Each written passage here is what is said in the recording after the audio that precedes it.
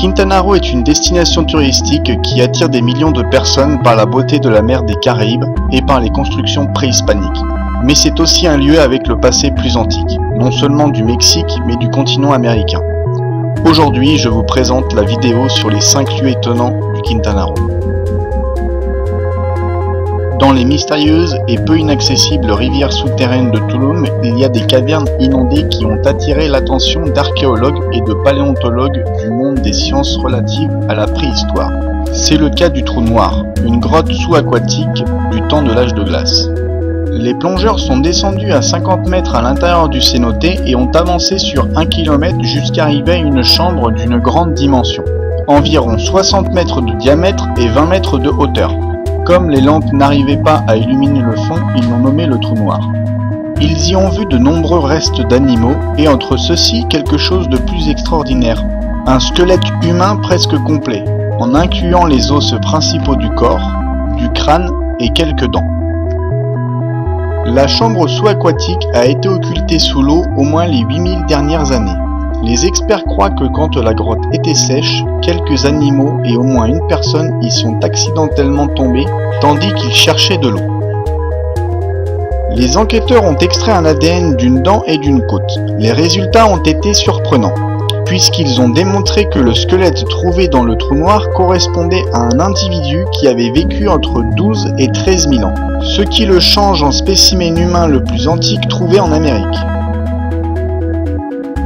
Le Quintana Roo est aussi le berceau du métissage du continent américain, ce qui n'est pas le produit de la conquête, mais du mariage entre l'amour du naufragé Gonzalo Guerrero et de la fille de Nachan Khan. Gonzalo fut nommé chef militaire de Chamanjá, aujourd'hui appelé Playa del Carmen. Malheureusement, l'histoire de ce couple est très peu connue de par la censure des conquistadors, puisque Gonzalo Guerrero est passé du côté opposé de la guerre de la conquête de l'Amérique. Nous ne connaissons pas avec exactitude le nom de sa femme, mais la légende dit que le nom de la princesse Maya serait Zazilja, épouse de Gonzalo Guerrero, premier héros mexicain.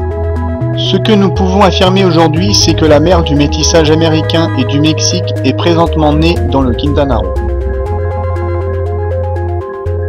Dans le Quintana Roo se trouvent les 3 rivières souterraines les plus longues du monde, le réseau Xactum, Xochbelja et Dos Ojos.